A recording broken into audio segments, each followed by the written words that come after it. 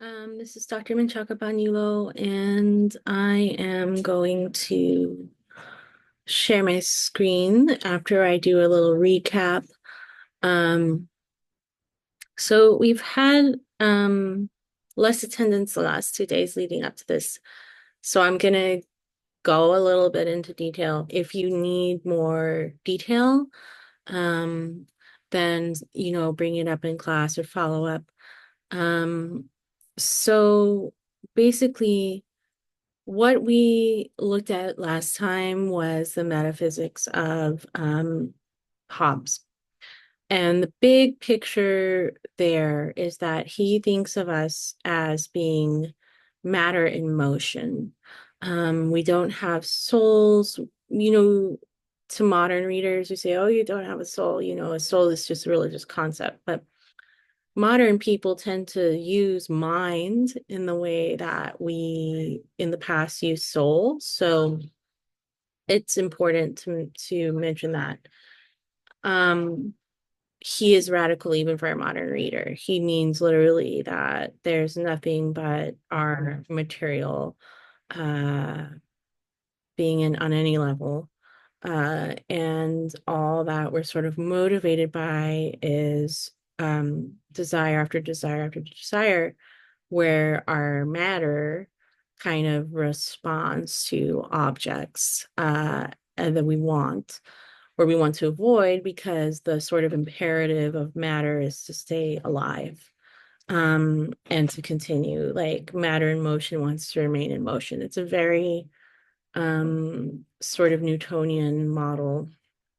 Uh, and along with this are important concepts like nominalism, which we do need to understand if we weren't in class that day, or if we still have questions. We want to talk about nominalism, but it's too big for me to really get into. I'm mentioning it now, though. And then determinism, which is also complicated, but the little sort of shorthand for that is this idea that you're not free. You're determined kind of by whatever it is that you, as matter in motion, seek, what that matter needs to stay alive. Um, this idea of reflecting on desires and resisting them is not there, not in the same way. The contrast being with Aristotle's ethics and metaphysics and psychology. And that's kind of what we've been alluding to this whole time. Um, but last class's lecture put kind of, I think, the final touch there and gave us the major contrast, which is really important. Now, all of that sets us up for this next part of the lecture, which is now that we have a better understanding about what Hobbes thinks about the world, what he thinks about humans, and he thinks about human desire, then we can relook at what he thinks the state of nature is, what he thinks the law of nature is, that kind of thing. And so for this, I'm going to go ahead and share my screen. Okay, so it says I'm screen sharing.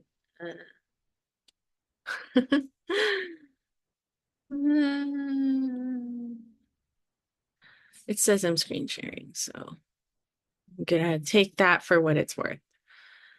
Um, to recall what we're up to, remember that kind of the big psychological thing about Hobbes is that we are people who want everything and are too weak to get it. And that is the reason that there's conflict.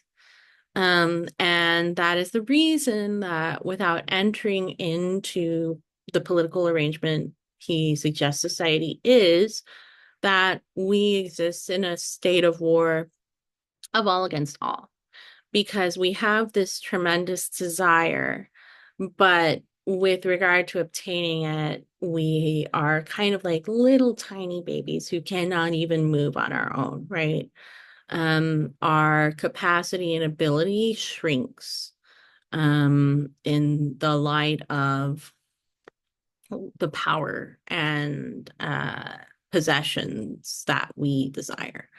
So the other aspect of this, like what follows from it, is that this means none of us are strong enough to reliably get what we want. If there was one human or a class of humans who could, conceivably, reliably obtain their desires, all other humans would kind of know they didn't stand a chance. And we wouldn't enter into this total conflict all the time to get these limited resources that exist in the world. But there's no humans like that. And that's what pride is for Hobbes. Pride has a really different meaning. We spent time with Augustine. Um, for Augustine, pride is this sort of defect where we want to be the one who is God. And that is sort of the source of all injustice internally and in the world. Hobbes is not making that kind of critique of pride. What pride is it's sort of like your eyes are too big for your stomach. You think you can obtain things that are beyond you.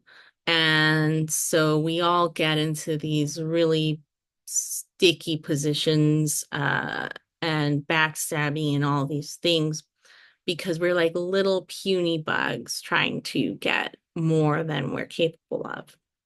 And it's reliably so that we engage in that kind of struggle. So his use of the word pride fits nicely with kind of his account of what's wrong in the state of nature and why it devolves into the war of all against all. It's sort of like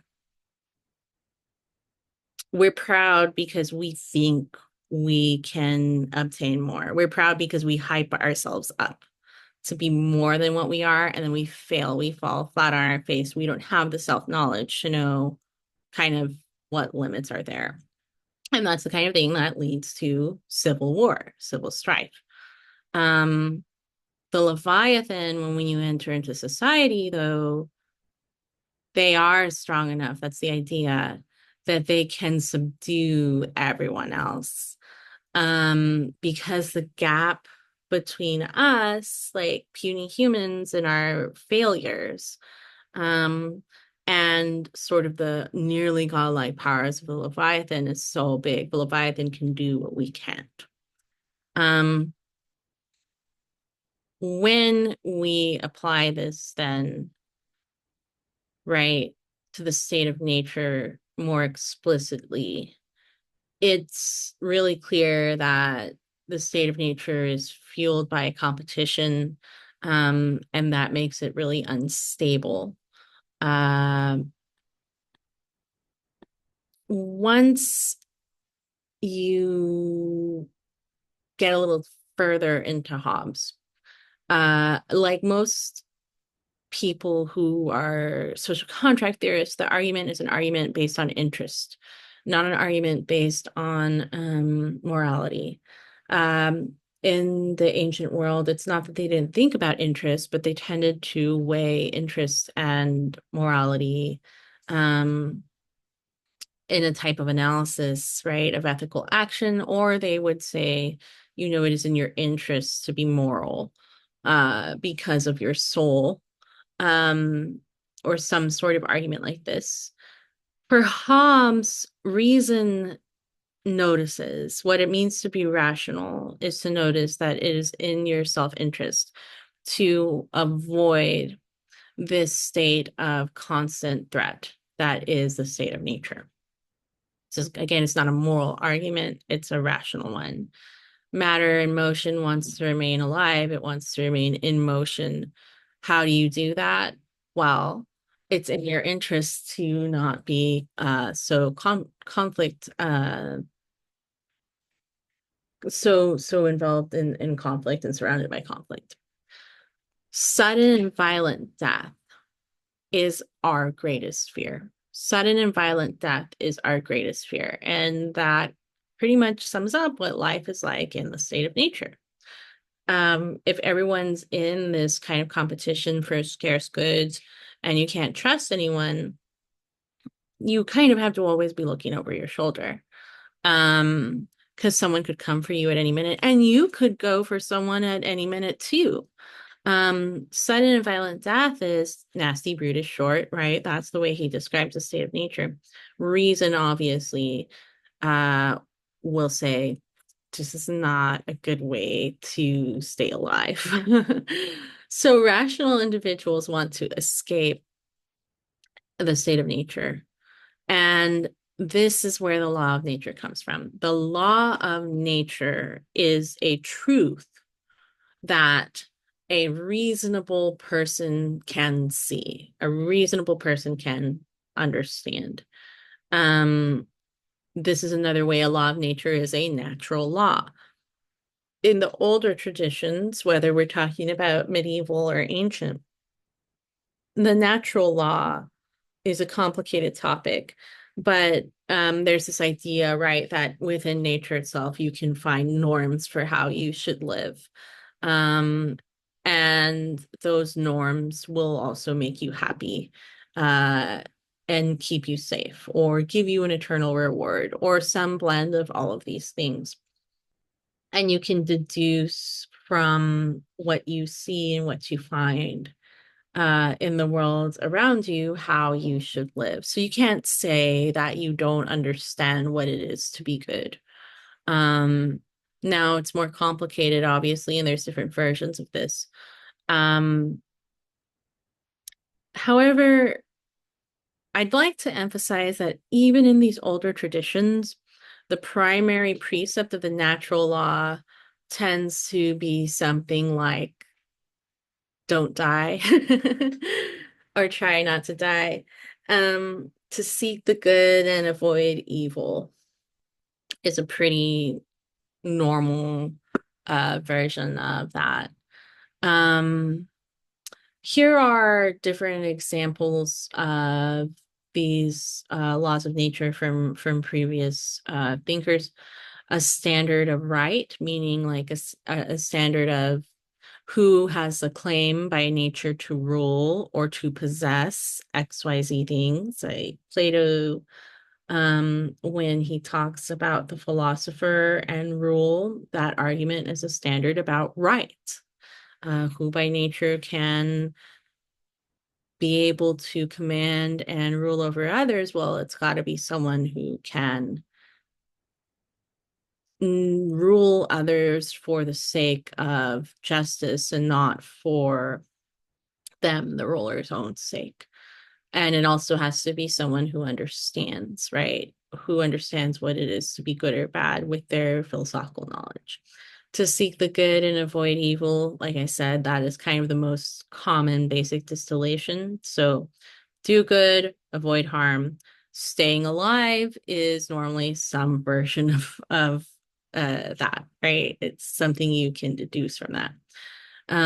If you're interested in figures like the Athenians in Thucydides or Thrasymachus in Plato's Republic, you can say a version of the argument is that the most powerful should rule. Okay, so these are all kind of different ways of talking about natural law.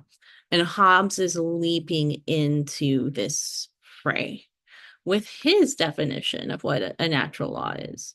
And specifically what the primary natural law is. So a law of nature is a precept or general rule discovered by reason by which a man is forbidden to do that which is destructive of his life or taketh away the means of preserving his life, and is also forbidden to refrain from doing that by which he thinks it may be best preserved. Now, like I said, the the sort of initial response that you should have to this as someone who has knowledge of multiple traditions in Western political philosophy is like, okay, um, there's some similarities here. The idea that reason is divines in nature, kind of the imperative that we shouldn't seek to destroy our life, we should seek to preserve it. That is very natural to us. Um, it gets more ambiguous as time goes on, and you start to see uh, what Hobbes finds permissive or finds it permissible to do to stay alive. Um, he adds too that the law of nature, which you know by reason, forbids you from not doing that which you think might keep you alive. And that's a lot more conditional. You don't have to sort of maybe even have a good reason to think that doing X, Y, or Z will preserve your life. If you have sort of the idea that, well, if I kill so and so, then I'm more likely to stay alive. You know, it could be justified. You don't necessarily have to have a ton of evidence for doing so. Um, so he also brings up this important distinction, which becomes important for talking about freedom, like when you're in society. So a right is a liberty to do something or not to do something. A law binds you to a course of action. So you when you're under law, you're never at liberty. It's also very different from older traditions. This idea that if you follow the law and you follow it well, and the law is a good law, you enjoy freedom because you have kind of a disciplined freedom. Like by following the law and not murdering and not abusing people and not stealing and not doing these other destructive things, you find freedom from a sort of the internal suffering that comes from that sort of viciousness and be happiness because you live a more stable life with healthier relationships. So living by a law in older traditions is the path to freedom. Hobbes is going to say here, though, that whenever you're under law, you're not at liberty. Um, so returning to this concept of rationality, um, reason, and this was really something we established in the lecture prior to this. Reason is always instrumental to desire for Hobbes. Reason, because we're mere material. There's nothing like any other aspect of human existence that might allow reflection upon our sense experiences and our material experiences, sort of sort through that and transcend that. He doesn't have anything like that. Reason is only a tool sort of to get us from desire to desire to desire to fulfilling, right? Whatever it is that we want in the moment. And life for him is just a constant story of desire after desire after desire, which is never satisfied. Um, reason is always the instrument here. It never is something you can use to reflect on your desires. It's very different from previous traditions. Now, what we learn from reason is that we should try to live in peace with others if we can.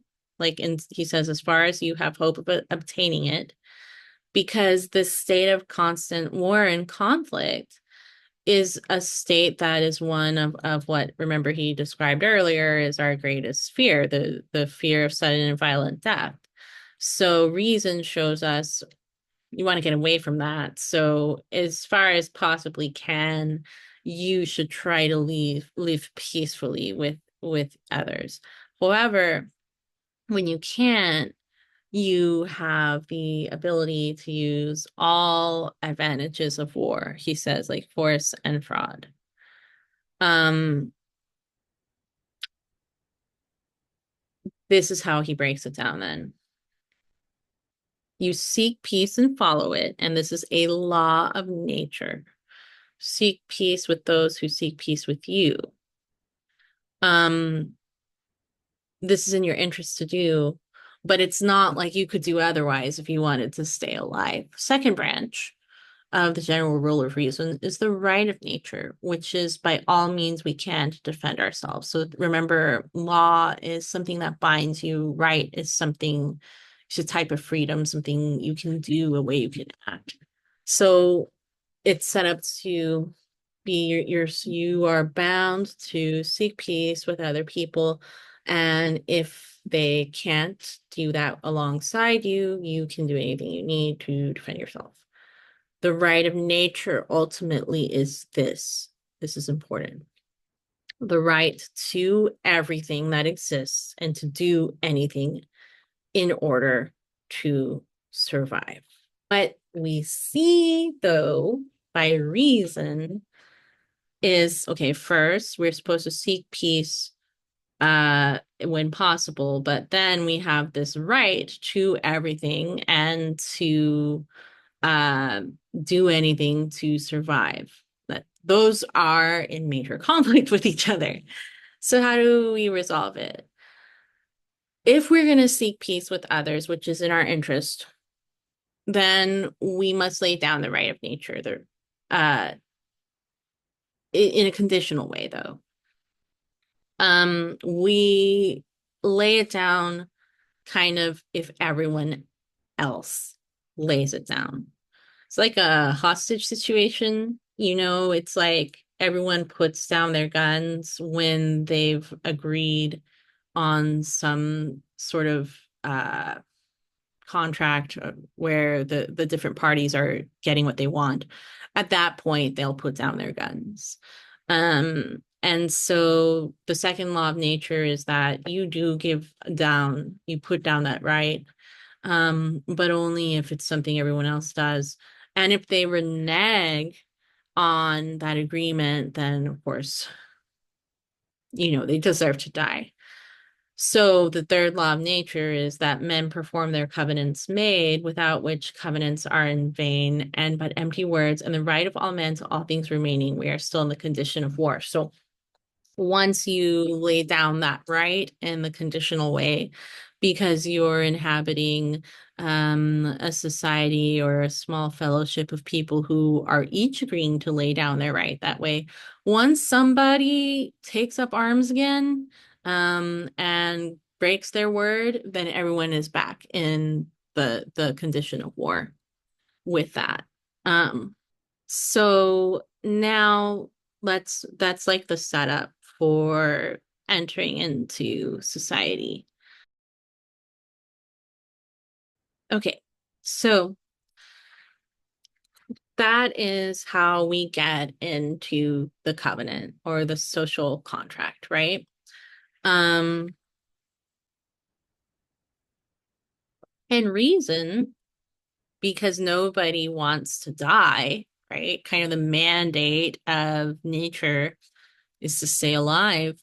Reason leads us to this, and keeps us in it until there becomes a hostile actor, right? Who takes up the right they had in the state of nature to everything and into random violence.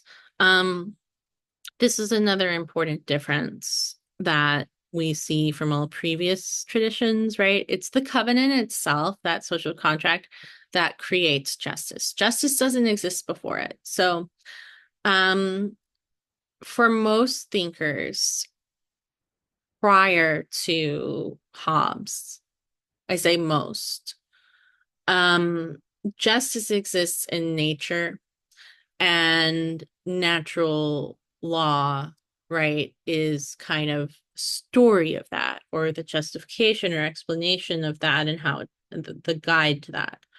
For Hobbes, justice does not exist in nature. It's created completely artificially through our agreements, through our words. The keeping of covenants and agreements is the fountain and original of justice, where hath no covenant hath proceed, every man has a right to everything, and consequently no action can be unjust. So until we make this covenant, there's nothing you can call good or evil, or just and unjust. And then what good and evil and just and unjust turn out to mean is what we declare it to mean once we enter into society. And he even goes so far as to say that what injustice can be defined as is the not performance of covenant. So, like, stop and think about the way we talk about something like the Constitution. We don't think that there was never, and again, we're like just put arguments about the sort of quality or nature or story of the Constitution on the side here. And just think about it as kind of a social contract that we have in America. We don't think that before the Constitution was written, there was no such thing as justice. In fact, we tend to criticize the Constitution, for kind of not recognizing appropriately unjust things about the time that it was written. Well, in order to do that, you have to have some standard of justice that exists outside of the Constitution itself. So we do see the Constitution as law. It's a supreme law of the land, but we don't think that justice only came into being when it was written. Okay, and we think that it has force, obviously, and that there are punishments for not following it. But do we think, for example, that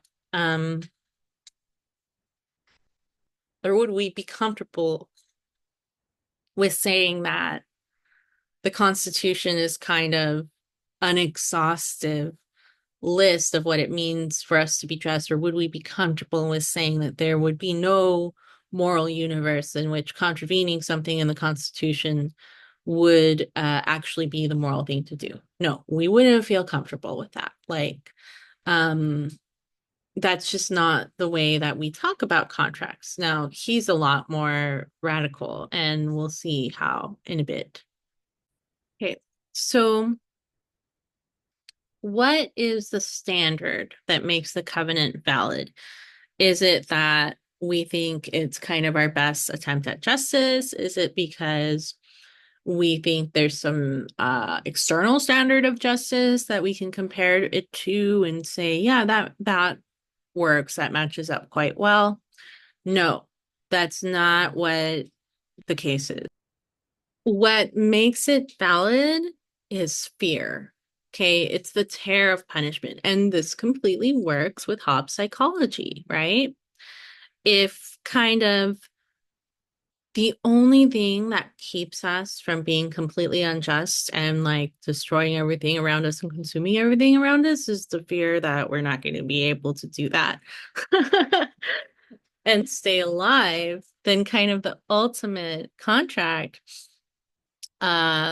what would keep us in check, what would make us follow it, it would have to be fear, right? The terror of punishment, that makes it valid. Before the names of just and unjust, this is mind-blowing, guys.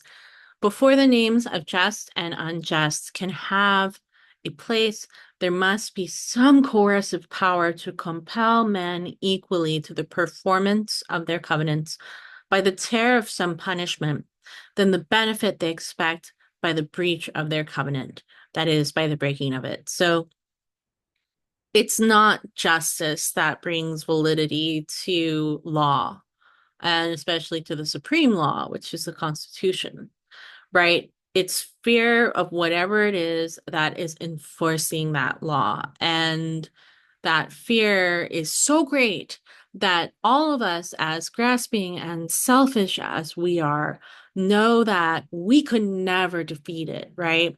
That it's not in our interest to try to break our covenant so we could get XYZ thing, because the punishment that we would get for breaking the covenant would outweigh any reward. Let's return then to what a Leviathan is. On earth, no one is more powerful. We learned that from the book of Job. Um, the Leviathan is not afraid. Okay. Our primary motivation in life is only fear. The Leviathan is godlike because it's not scared. It fears nothing. And it's king over all the sons of pride.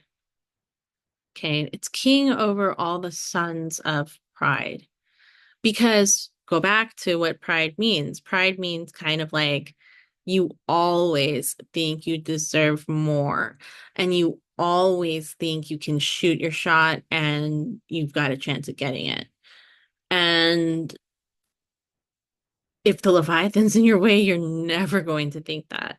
He's subdued that part of human nature because he's so great and he's so terrifying. And in this way, then he has basically like solved this major political problem, which is the problem of pride and proud people, causing them to seek glory, which destabilizes the political community. And remember, he's writing during the English Civil Wars. It's all these people fighting out of their pride to be the one who is in control, to be the most glorious. They're motivated by these vices totally. And the Leviathan is so big and so powerful, they can't even think of that in his theory.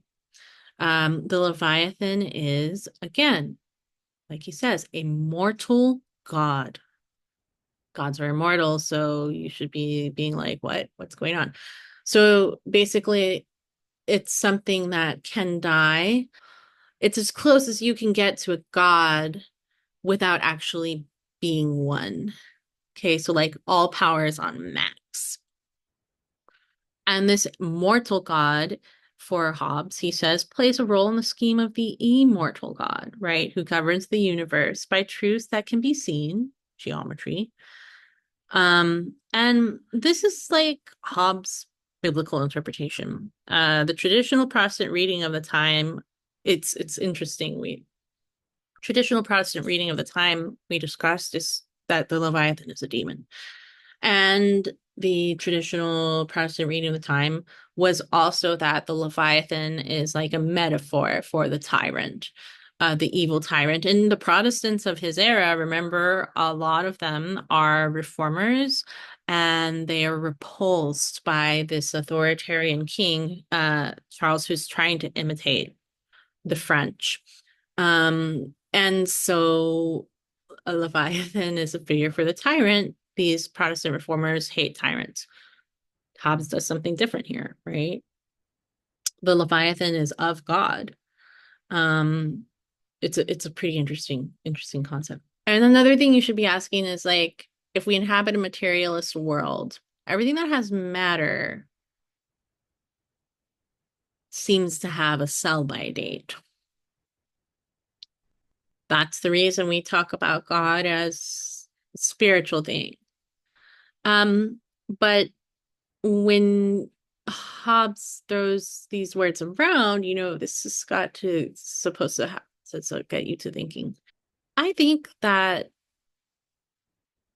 there's a possibility that the Leviathan in this way, like go back to Job, God says he's king of the Leviathan, right? He subdued the Leviathan and ruled over it, and everyone else is terrified of it, but he keeps it in its place. This Leviathan, right, that's so powerful it keeps us all in fear and subdues us so that we can have social order, right? Is this the solution to evil and suffering in Hobbes? It's like a mortal God who has the right to keep us safe through terror, to keep us safe through terror. That is weird. I mean, that should strike you as very odd. Even when we enter into security, we never find peace and freedom um, inside. Like fear never leaves us, even when we're secure. And in order for Hobbes' uh, system to work, fear can never leave us, even in a state of security. It's still the dominating psychology. And so, kind of the benefit is that you have bodily security in his Leviathan, but you're always under a type of internal terror. And things just don't really get a lot better than that for him, for his political vision. It's very different. And that's the reason liberty is also very different for him, right? Because liberty isn't something that is freedom in the sense that we typically think of it. Even while you live under the sort of liberty that Leviathan provides, you also are always living in terror, right? It's an unusual combination.